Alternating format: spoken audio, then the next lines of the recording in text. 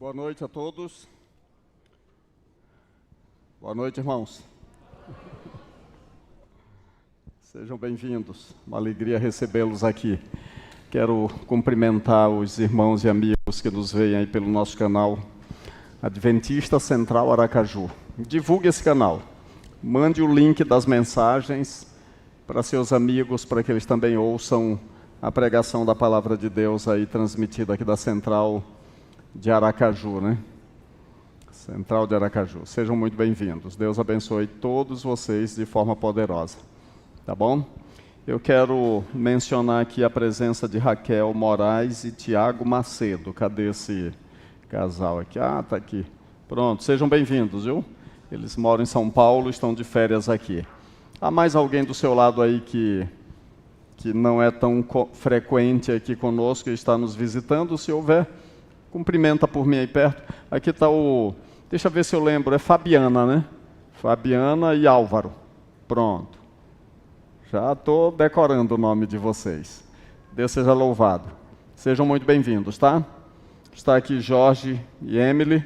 Estava conversando com o Jorge ainda há pouco ali.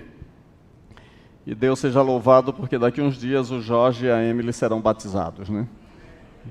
E nós queremos dizer que vocês são muito bem-vindos e a gente fica muito contente pela presença de vocês aqui. O Jorge está tomando uma decisão muito séria e ele está deixando o mundo da música lá, no mundo lá, que é o ganha-pão dele, e para dar um passo na direção de Jesus. E eu falava para ele ainda há pouco que o Senhor não vai desampará-lo.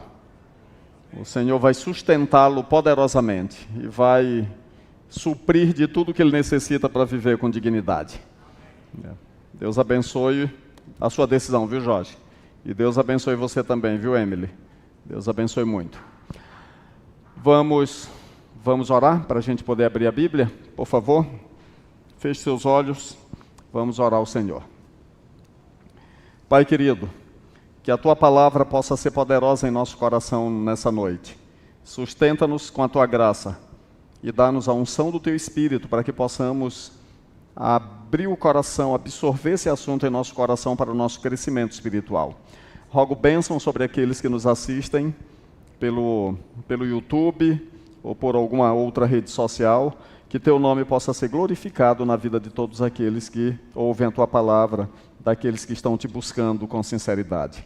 Nos dirija nesse momento em nome de Jesus. Amém. Nós vamos falar hoje, começar uma série nova. E essa série vai durar 7 domingos, hoje e mais 6 que vem pela frente. Porque nós vamos falar sobre essa temática aí, conhecendo nossa época. É um tema assim, aparentemente, que não tem nada a ver com... meio desconectado, né? Mas vocês vão entender a proporção que a gente for falando aqui. Então eu quero começar com a Bíblia, no capítulo 12 de 1 Crônicas. 1 Crônicas, capítulo 12. A palavra de Deus diz da seguinte forma, é no Antigo Testamento. Primeiro livro das Crônicas, capítulo 12, diz a palavra do Senhor da seguinte maneira. Capítulo 12, 22. Porque naquele tempo, dia após dia, vinham a Davi para o ajudar, até que se fez um grande exército, como exército de Deus. Verso 32. Dos filhos de Issacar, conhecedores da época, para saberem o que Israel devia fazer, 200 chefes e todos os seus irmãos sob suas ordens. É o que está escrito aí em 1 Crônicas 12, 22, na versão revista Almeida atualizada. Quando nós lemos esse versículo, que eu quero ler também aqui na revista Almeida corrigida, que diz da seguinte forma, dos filhos de Issacar, 200 seus chefes, entendidos na ciência dos tempos, para saberem o que Israel devia fazer. Ok? Quando nós lemos esse versículo, esse versículo especialmente, nós precisamos entender o contexto no qual ele está inserido. E o contexto é bem interessante. Davi está sendo coroado como rei de Israel. Até então ele era rei lá em Hebrom. Agora então, depois da morte de Saul, todo o povo de Israel se junta para a coroação de Davi. Eles entenderam que Davi era um líder natural. Então eles se juntam ali para que eles pudessem ajudar, para que pudessem apoiar. E vão chegando pessoas dia após dia para apoiar, para ajudar Davi, até que o exército se tornou como um grande exército de Deus. É o estabelecimento do reino davídico. E nós precisamos compreender que Davi, ele é um personagem tipológico, ele tem implicações para o futuro. É como se Davi fosse uma sombra no Velho Testamento de uma realidade mais ampla no Novo Testamento, em Jesus Cristo. Agora, queridos, me encanta ler o capítulo 12 de 1 Crônicas, porque nós vemos o perfil dos ajudadores que vieram para tornar o reino de Davi um reino poderoso. É encantadora a forma como a Bíblia descreve as habilidades dos soldados que vieram para ajudar Davi. E é nesse contexto, então, que entra o verso que eu acabei de ler. E eu vou repetir. Dos filhos de Issacar, 200 de seus chefes, entendidos no quê? Na ciência dos tempos. A versão anterior diz conhecedores do quê? Da época. Entendidos na ciência do tempo, conhecedores da época. Quando o comentário bíblico adventista fala sobre esse versículo, diz da seguinte forma: esses homens, eles tinham sabedoria para compreender o significado dos acontecimentos de então e eram capazes de dar sábios conselhos. Eles sabiam fazer a leitura do momento, a leitura do contexto. Eles sabiam avaliar a época deles e eles podiam já, de certo modo, prever as implicações dos acontecimentos que estavam sucedendo ao seu redor. Nesse comentário bíblico escrito por Martin Selman, ele tem uma notinha pequena ali na página 127, mas é uma notinha interessante que diz assim: a nota se refere a seu discernimento do que, gente? Da vontade de Deus para seus próprios dias. É muito significativa essa declaração desse comentarista. Essa notinha feita ali em 1 Crônicas 12:32, ela se refere a seu discernimento da vontade de Deus para seus próprios dias. Cabe a gente fazer algumas perguntas. Nós que estamos vivendo na atualidade, será que nós temos tido discernimento para conseguir ler a nossa época? Queridos, quando nós lemos o livro de Esther, capítulo 1, verso 13, a palavra de Deus diz então da seguinte maneira: então o rei consultou os sábios, que entendiam do quê? Dos tempos, porque assim se tratavam os interesses do rei, na presença de todos os que sabem a lei e o direito. Eu achei esse verso muitíssimo significativo, porque tudo bem, os reis precisavam estar cercados de gente entendida, de conselheiros prudentes, conselheiros sábios. Mas é interessante que até na Pérsia, séculos e séculos ali depois de Davi, o rei da Pérsia, que nesse caso é Assuero, ele consultou os sábios que entendiam do quê? Dos tempos. Os sábios que entendiam do tempo. Sabem, queridos, de vez em quando eu fico pensando sobre o conceito de sabedoria bíblica. E existe uma curiosidade interessante: o livro de Daniel não é um livro profético, ou seja, ele não está na categoria dos profetas na divisão da Bíblia hebraica. O livro de Daniel vai entrar na seção dos escritos, ou seja, dos livros de sabedoria. E um dia eu perguntei para um amigo meu que é doutor em teologia, e eu perguntei para ele, por que Daniel não faz parte dos livros proféticos e sim dos livros de sabedoria? Duas coisas interessantes para nós entendermos. Primeiro, Daniel é descrito no seu próprio livro, estando lá em Babilônia, como pertencendo à categoria dos magos ou dos sábios da Babilônia. Mas Daniel é um livro profético. O conteúdo do livro é profético. O estilo do livro é apocalíptico. Mas aí vem um segundo ponto. O que é a profecia na Bíblia? A profecia na Bíblia, irmãos, é a forma como Deus nos revela como viver sabiamente. E é por isso que a palavra de Deus diz que quando falta profecia, o povo se corrompe. E corrupção é exatamente o inverso de sabedoria. Corrupção é loucura. Então, os reis estavam cercados de homens sábios que entendiam dos tempos. Quando nós chegamos no Novo Testamento, é como eu falei no início, nós temos agora uma nova realidade. Há uma diferença tipológica, a sombra encontra a realidade, o tipo encontra o seu antítipo. Aquilo que é sombra aqui encontra uma realidade mais ampla aqui. Agora, Davi passou. Agora vem um novo Davi e há o estabelecimento do reino de Deus. E o reino de Deus veio para ser estabelecido através de Jesus Cristo.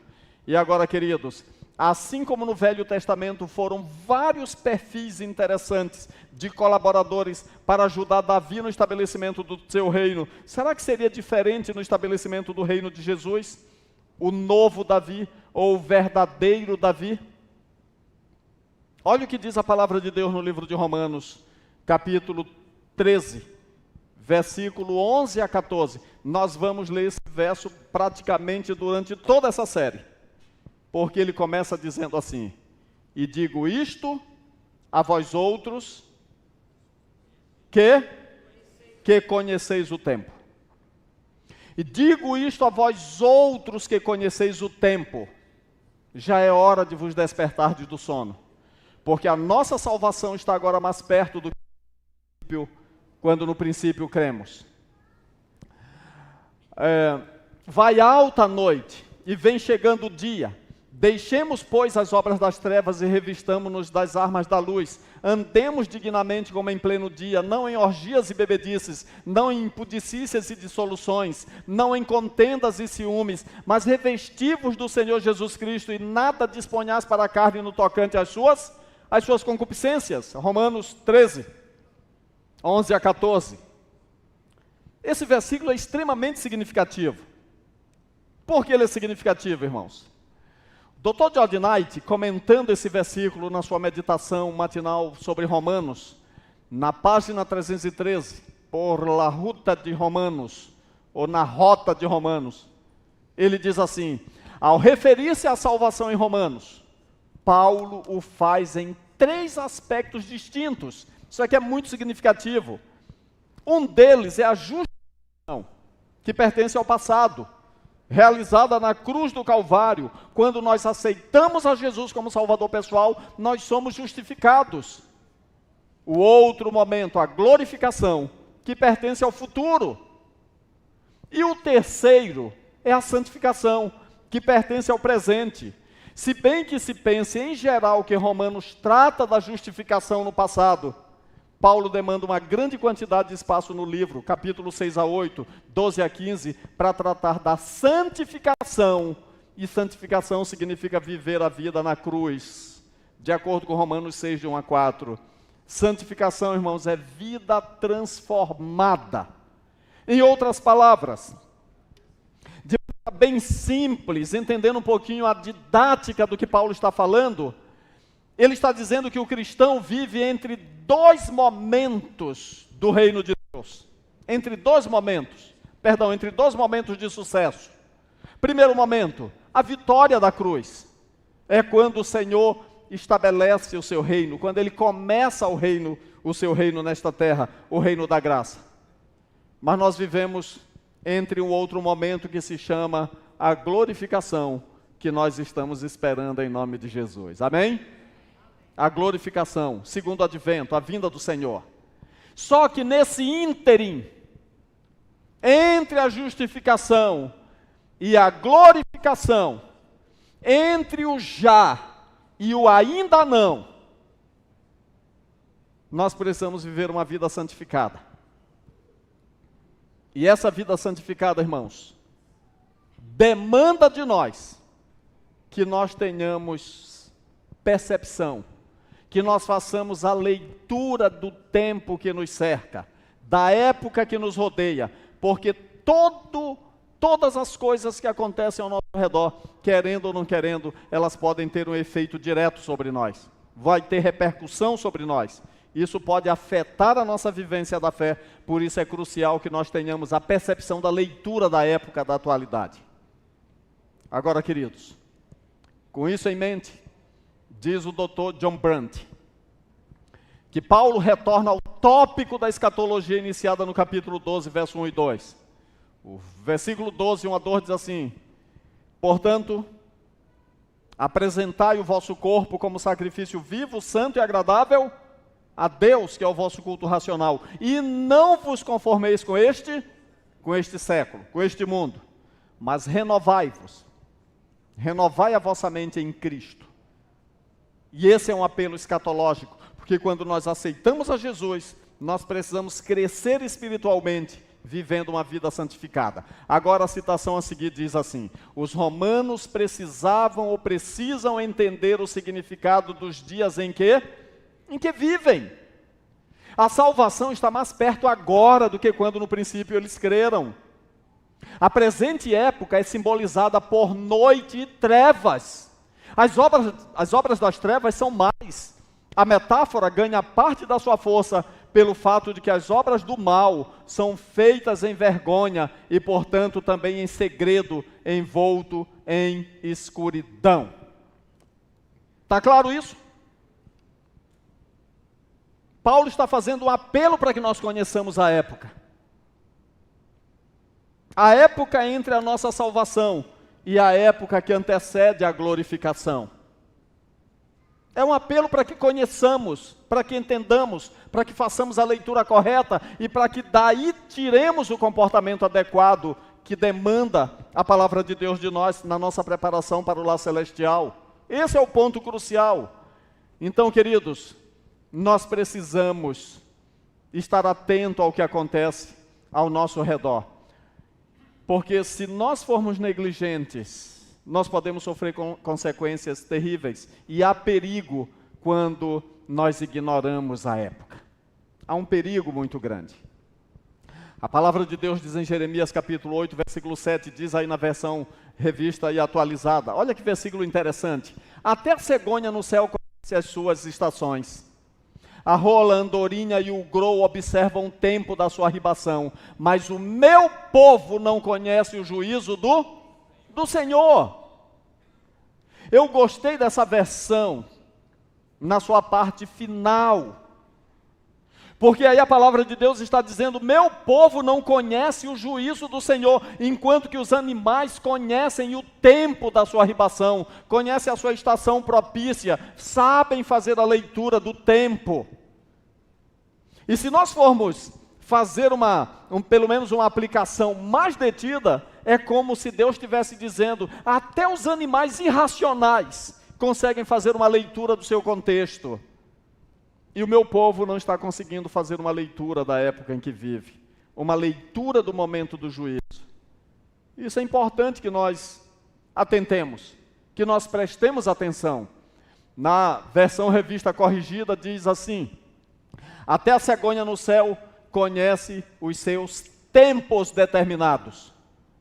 E depois diz que esses outros três conhecem o tempo da sua arribação. Conhecimento do tempo.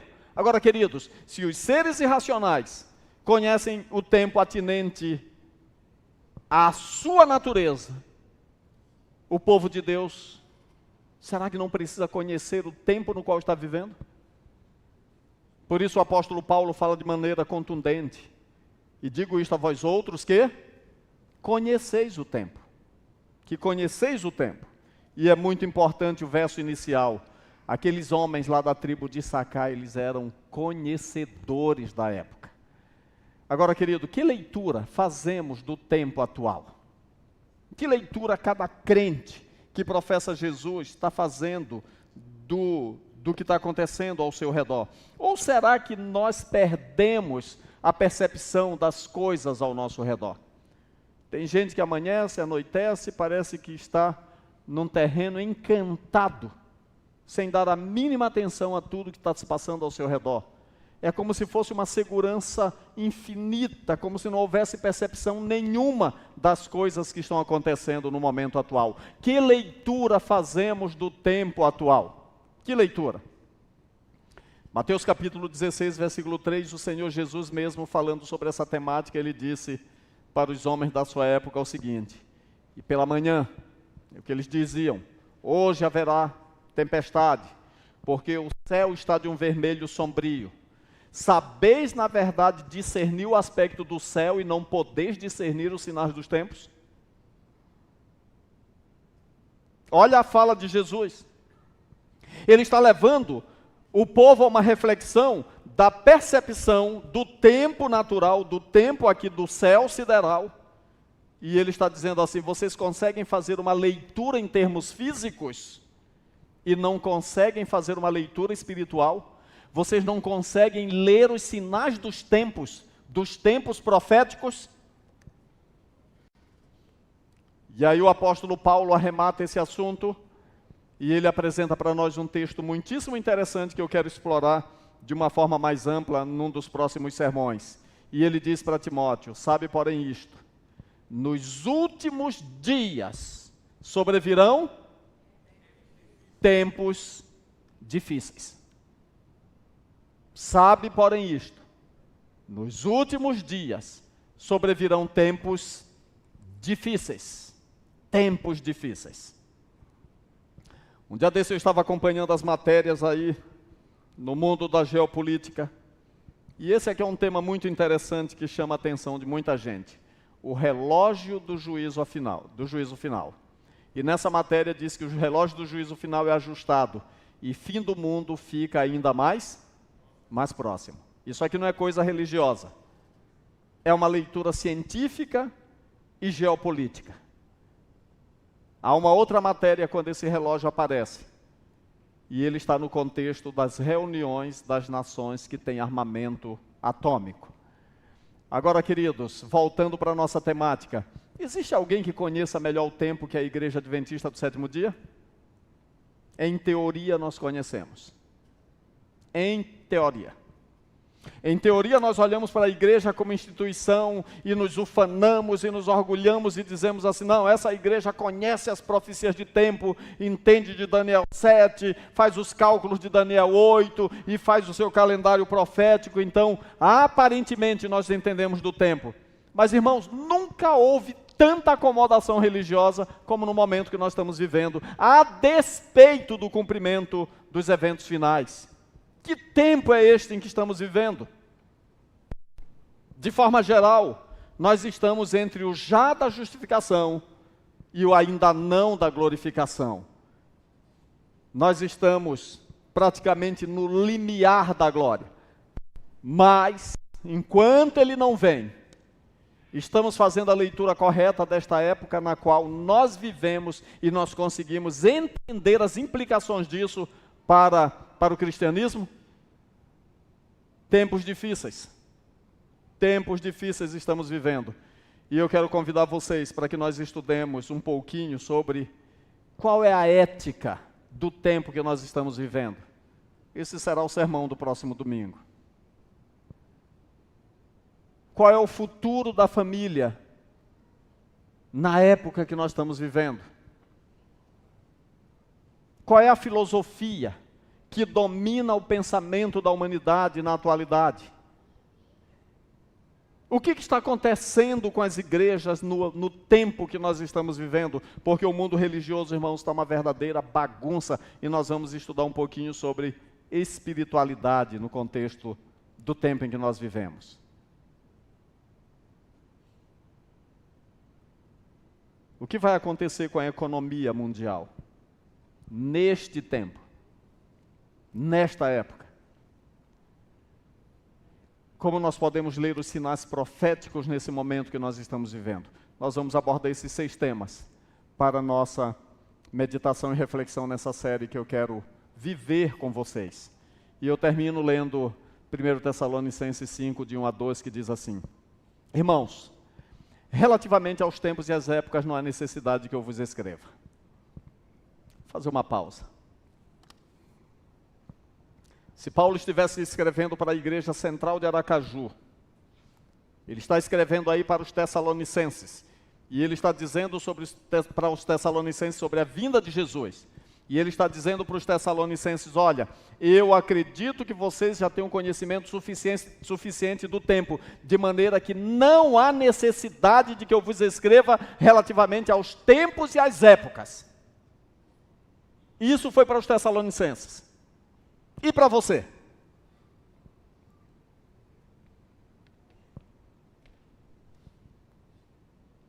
Relativamente aos tempos e às épocas, não há necessidade que eu vos escreva, pois vós mesmos estáis inteirados com precisão, de que o dia do Senhor vem como ladrão de noite. Paulo fala sobre o tempo, para adverti-los de que eles não deveriam ter nenhuma marcação de data, porque a vinda do Senhor Jesus seria uma surpresa. Mas nós não podemos esquecer que o Senhor Jesus, ele balizou o tempo, falando dos sinais, falando do que aconteceria, e ele disse para a sua igreja que eles precisavam estar atentos, olhando as coisas que aconteceriam no entorno deles. Inclusive ele disse, quando vocês olharem Jerusalém cercada de exército, saiam. Isso foi para aquela época, mas ele dá balizadores para a atualidade. E a minha pergunta é, nós estamos dormindo ou nós estamos apercebidos para nós fazermos a leitura correta do nosso entorno? Sabe, queridos, esses versos em Tessalonicenses, eles são muitíssimo interessantes. E eu gostaria de ler para vocês essa sequência de textos que eu coloquei aí, para que, se porventura você não leu a Bíblia durante a semana, vamos ler alguns versos agora, que diz aqui a partir do verso 4. Mas vós, irmãos, não estáis em trevas, para que esse dia como ladrão vos apanhe de surpresa. Porquanto vós todos sois filhos da luz e filhos do dia. Nós não somos da noite nem das trevas. Assim, pois, não durmamos como os demais. Pelo contrário, vigiemos e sejamos sóbrios. Ora, os que dormem, dormem de noite, os que se embriagam, é de noite que se embriagam. Nós, porém, que somos do dia, sejamos sóbrios, revestindo-nos da couraça da fé e do amor, tomando como capacete a esperança da salvação. Porque Deus não nos destinou para a ira, mas para alcançar a salvação mediante o nosso Senhor Jesus Cristo, que morreu por nós, para que, quer vigiemos, quer durmamos, vivamos em união com Ele. Consolai-vos, pois, uns aos outros, e edificai-vos reciprocamente, como também estáis fazendo. Paulo disse para os romanos, já é hora de despertar do sono. E digo isto a vós outros que conheceis o tempo, despertem. E ele dá conselhos éticos, abandonem as obras das trevas. Agora Paulo está dizendo o seguinte, nós não somos da noite, nós somos da luz, não somos das trevas, somos do dia. E por que ele diz isso? Porque as trevas do pecado, irmãos, acabam tirando a percepção. À meia-noite ao nosso redor, parece que é uma negridão tão grande ao redor em termos de trevas, daqueles que querem seguir a Jesus, que isso acaba implicando em riscos de perda da percepção do que está havendo ao nosso redor. Eu quero terminar com duas citações que dizem da seguinte forma: o grande conflito vai se aproximando do quê? Do fim, amém por isso. Toda notícia de calamidade em terra ou mar é testemunho do fato de que está às portas o fim de todas as coisas. Guerras e rumores de guerra o declaram. Agora, uma pergunta, irmãos. Haverá um só cristão cuja pulsação não se acelere ao prever os acontecimentos que se iniciam perante nós? O Senhor vem. Ouvimos os passos de um Deus que se aproxima. Está escrito no Review and Herald de 12 de novembro de 1914. Última citação, este conhecimento da proximidade da vinda de Cristo não se deve permitir que perca a sua força e nos tornemos o quê? Descuidosos e desatentos e caiamos em sonolência, numa insensibilidade e indiferença para com as realidades. Em sonolência, achamo-nos em um mundo irreal e não sensíveis às coisas que estão tendo lugar no mundo ao nosso redor. Eu termino com esta pergunta: será que nós estamos percebendo e fazendo a leitura correta do que está acontecendo ao nosso redor? Ou nós estamos aí no mundo encantado da sonolência, a ponto de achar que está tudo bem, está tudo tranquilo e que nós podemos seguir da forma como nós estamos indo? O meu desafio para vocês é que nós façamos uma leitura do que está acontecendo com a família, que nós façamos uma leitura correta da ética que nos cerca, que nós entendamos plenamente o que é a pós-modernidade e quais são suas implicações para a igreja, para a juventude da nossa igreja, que nós façamos uma leitura da economia global, porque querendo ou não querendo, é como eu tenho dito, quem não investe em Jerusalém perderá na Babilônia.